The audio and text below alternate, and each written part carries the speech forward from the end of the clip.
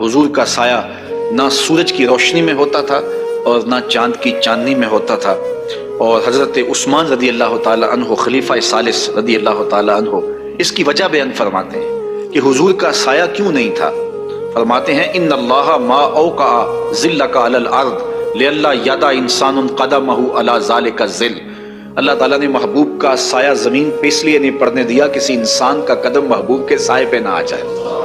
دیکھیں یہ تو حدیثیں موجود ہیں، چاہے کوئی ان کو ضعف ان کا ظاہر کرنے کی کوشش کرے، لیکن بہرحال فضائل کے باب میں اگر ضعیف حدیث بھی ہو تو معتبر ہوتی ہے کہ نبی کریم صلی اللہ علیہ وسلم کے جسم اقدس کا سایہ نہیں بنا کرتا تھا. اور اس میں حکمت بالغہ یہی نظر آتی ہے کہ اللہ تبارک و تعالیٰ کو یہ منظور نہ تھا کہ حبیب کریم صلی اللہ علیہ وسلم کے سائے پہ کوئی اپنا گندا پیر ناپاک پاؤں رکھے، تو سرکار کے جسم اقدس کا سایہ بنتا ہی نہیں تھا. تو یہ تو ہے حدیثوں سے معلوم ہے، موجود ہے. اگرچہ کوئی اس میں اختلاف کرے کہ ان حدیثوں پہ کلام کرے وہ الگ بات ہے، لیکن باقاعدہ مضمون موجود ہے. اور ہمارا عقیدہ یہی ہے کہ نبی کریم صلی اللہ علیہ وسلم کے جسم اقدس کا سایہ نہیں بنتا تھا. نبی صلی اللہ علیہ وسلم کے سائے مبارک کے حوالے سے اگر میں اب یہ دعویٰ کرتا ہوں، میرا جو چوتھا دعویٰ ہے کہ آپ صلی اللہ علیہ وسلم کا سایہ مبارک نہیں تھا. اب مجھ سے کوئی شخص یہ پوچھے کہ بھائی اس کی دلیل پیش کریں، تو میں اسے یہ نہیں کہہ سکتا ڈاکٹر طاہر القادری صاحب کہ آپ دلیل پیش کریں کہ آپ صلی اللہ علیہ وسلم کا سایہ تھا. اور بھائی ہر شے کا سایہ ہوتا ہے. اب آپ کو 3 دلائل سے پتہ چلا، یعنی فزیکل فینومینا آف نیچر، قانون قدرت اپنی اصل میں یہ ہے کہ ہر شے کا سایہ ہے.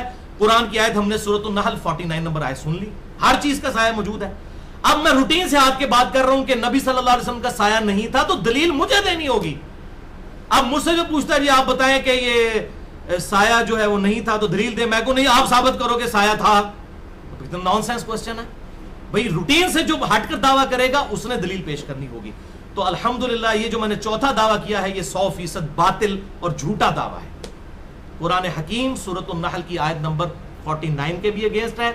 اور اس حوالے سے میرا چیلنج ہے اس ویڈیو کی وساطت سے ڈاکٹر طاہر القادری سمیت تمام بڑے بڑے سو کالڈ لوگوں کو جو اپنے آپ کو بڑا دعوے دار سمجھتے ہیں اس حوالے سے کہ دنیا کی کسی حدیث کی کتاب میں کوئی ایک روایت بتا دیں. ہم صحیح اور ضعیف کی بات بھی نہیں ابھی کر رہے. مین سٹریم کی اہل سنت کی کسی کتاب میں کوئی ضعیف سند کے ساتھ بھی روایت پیش کریں مین سٹریم کی کتابوں میں سے کہ آپ صلی اللہ علیہ وسلم کا مبارک سایہ نہیں تھا. علامات نبوت پہ پورے چیپٹر موجود ہیں. بخاری میں پورا چیپٹر ہے علامات نبوت کے اوپر، آپ صلی اللہ علیہ وسلم کی نبوت کے دلائل. مسلم میں موجود ہے، ابو داؤد، ترمذی، نسائی، ابن ماجہ. دنیا کی ہر حدیث کی کتاب میں رسول اللہ صلی اللہ علیہ وسلم کے نبی ہونے پر جو دلائل جمع کیے گئے ہیں ان میں سارے آپ صلی اللہ علیہ وسلم کے معجزات موجود ہیں.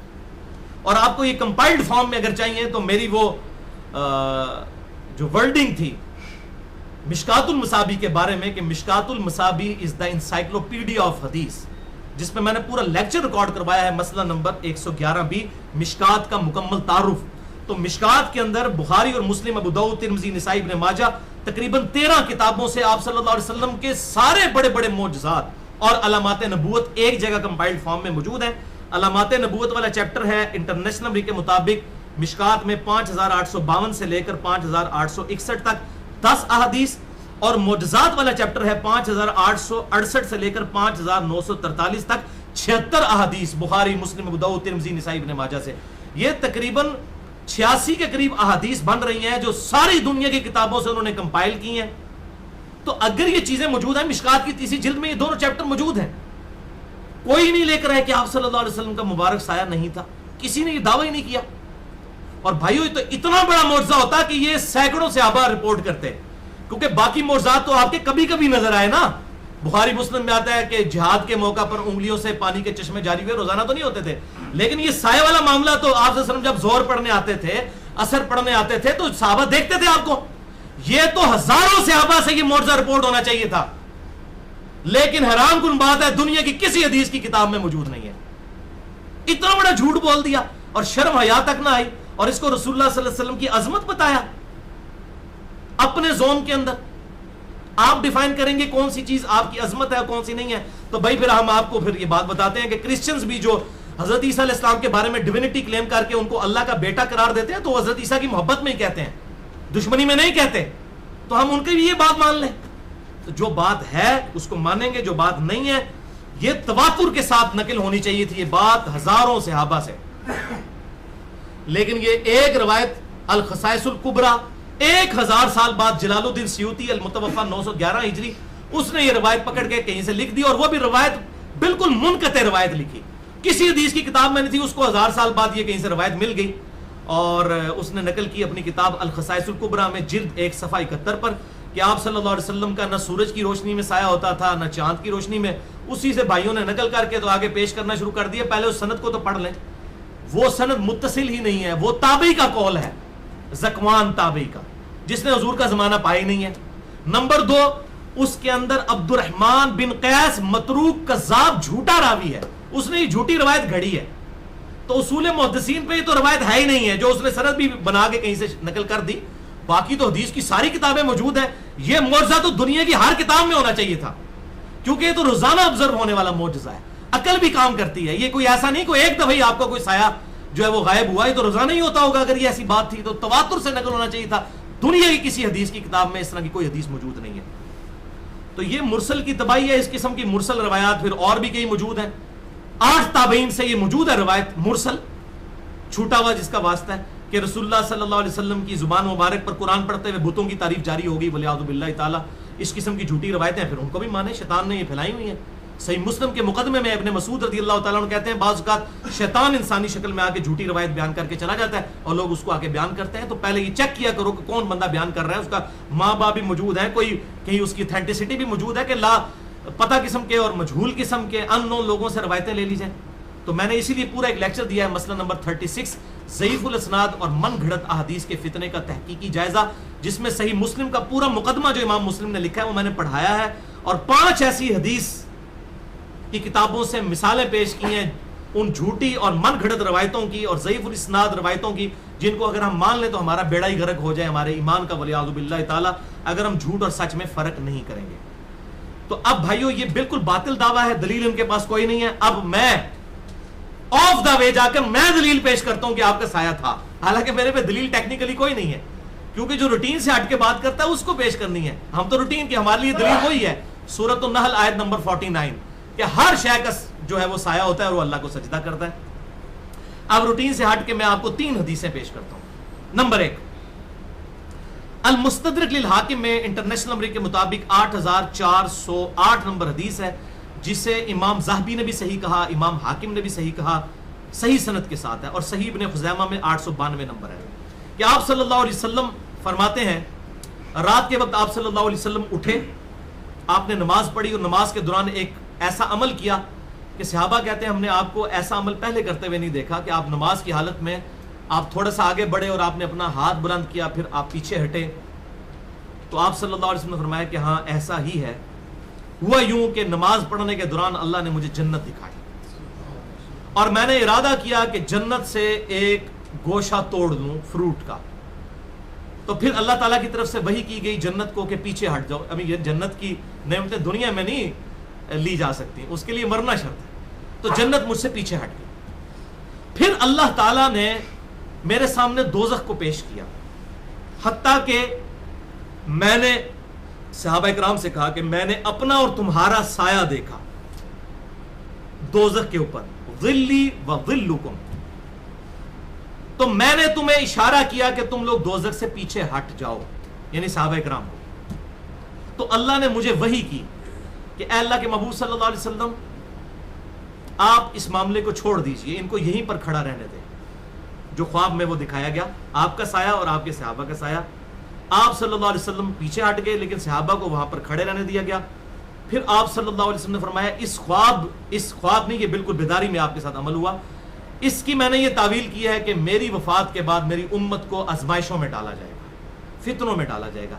یعنی میں تو اس آزمائش, وہ آگ جو آزمائش کی شکل میں دکھائی گئی جہاں پر آپ صلی اللہ علیہ وسلم نے اپنا اور صحابہ اکرام کا سایہ دیکھا, لیکن آپ صلی اللہ علیہ وسلم کو اللہ تعالیٰ نے آزمائشوں سے بچا لیا. لیکن آپ کی وفات کے بعد آپ کے صحابہ کے اوپر وہ آزمائشیں آئیں, اور آپ کو پتہ ہی ہے, ہم تو اکثر اس پہ لیکچر دیتے ہیں. مسئلہ نمبر 101 جنگ جمل, صفین, نہروان کے حوالے سے اتنی بڑی بڑی آزمائشیں پھر صحابہ اکرام پر, اور انس بن مالک اس کے راوی ہیں, سب سے بڑی تو ان پر آزمائش آئی.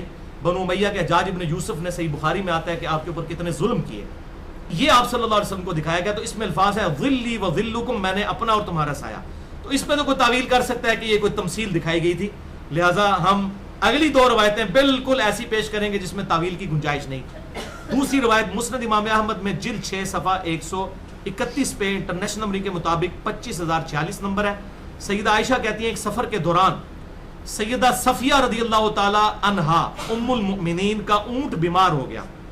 تو آپ نے سیدہ زینب سے کہا کہ تمہارے پاس ایک سے زیادہ اونٹ ہیں, ایک اونٹ جو ہے وہ صفیہ کو دے دو. لیکن وہ چونکہ آپس میں سوکنے تھیں تو انہوں نے کہا یا رسول اللہ اس یہودیہ کو تو میں نہیں دوں گی, کیونکہ وہ یہودیوں میں سے تھی لیکن مسلمان ہو گئی بھی تھی حضرت صفیہ.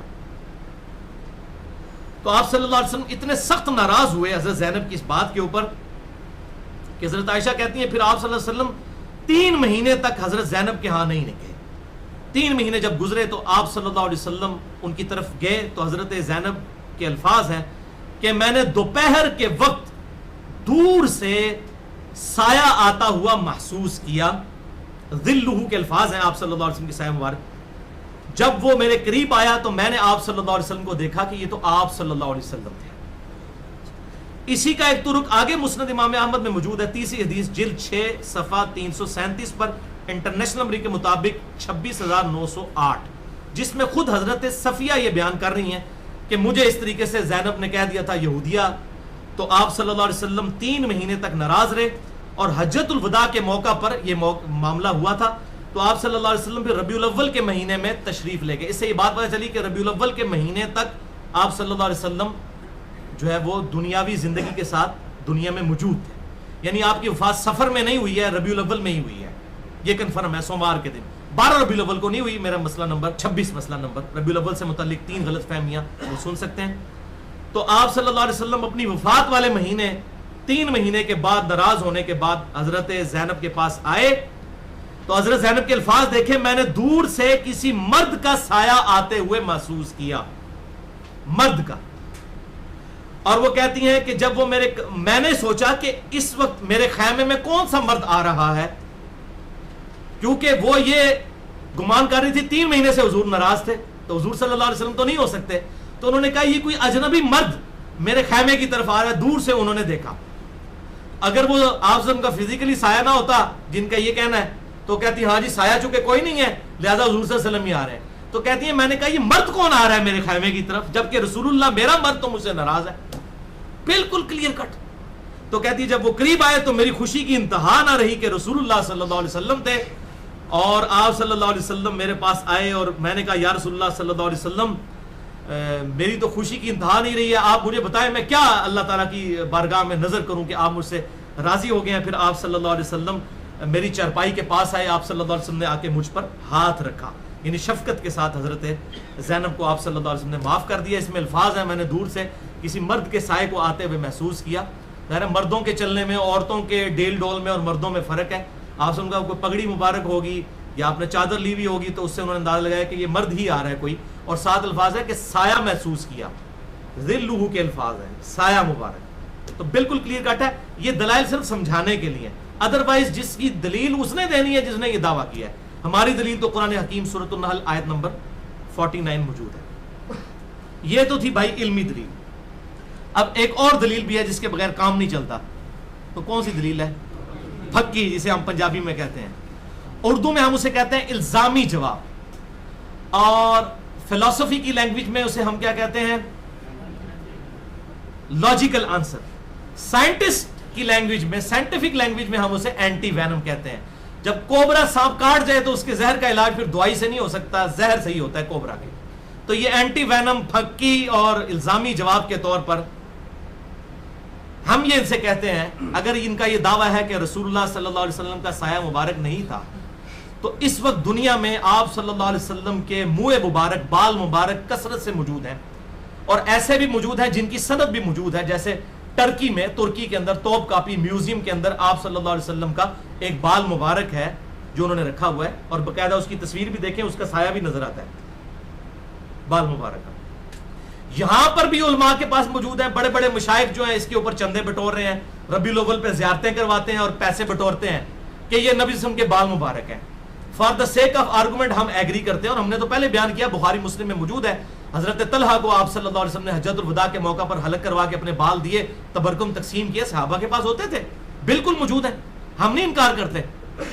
تو آپ کا یہ دعویٰ ہے آپ صلی اللہ علیہ وسلم کے بال مبارک ہیں، تو آپ بھائی پھر میڈیا کے سامنے اسے پیش کریں، جیو والوں کو بلائیں، ARY والوں کو بلائیں، آج والوں کو بلائیں، ایکسپریس والوں کو بلائیں، یہ بڑے بڑے میڈیا چینلز کو بلائیں، BBC کو، CNN کو بلائیں، پوری دنیا کو مسلمان کریں یہ معجزہ دکھا کے کہ یہ دیکھو آپ ان کے بال مبارک ہیں، اس کو ہم بلب کے نیچے رکھ رہے ہیں، اس کا سایہ نہیں پڑ رہا، یہ ایسی فزیکل چیز ہے جو بہت بڑا معجزہ ہے. تو فوراً کی بھوک نکل جائے گی، ان کو بھی پتہ ہے سایہ ہے. تو اگر یہ آپ کا بال مبارک ہے تو اس کا سایہ نہیں ہونا چاہیے. اگر خدا نہ خواستہ کوئی یہ کہتا ہے کہ آپ کی وفات کے بعد یا آپ کے جسم سے جب بال ہٹ گیا تو اس کی برکتیں ختم ہو گئی ہیں، تو وہ اپنے ایمان کی فکر کرے، اس کی برکتیں اسی طرح موجود ہیں. اس کی دلیل اب ہم آپ کو دیتے ہیں کہ آپ کی زندگی مبارک میں آپ کے جسم سے اگر بال جڑا ہو تب بھی برکت والا ہے، اگر وہ ٹوٹ جائے تب بھی وہ برکت والا ہے. صحابہ کرام اس سے توسل اور وسیلہ اختیار کیا کرتے تھے. اس کے ثبوت میں صحیح بخاری میں انٹرنیشنل نمبر کے مطابق 5896 نمبر حدیث ہے.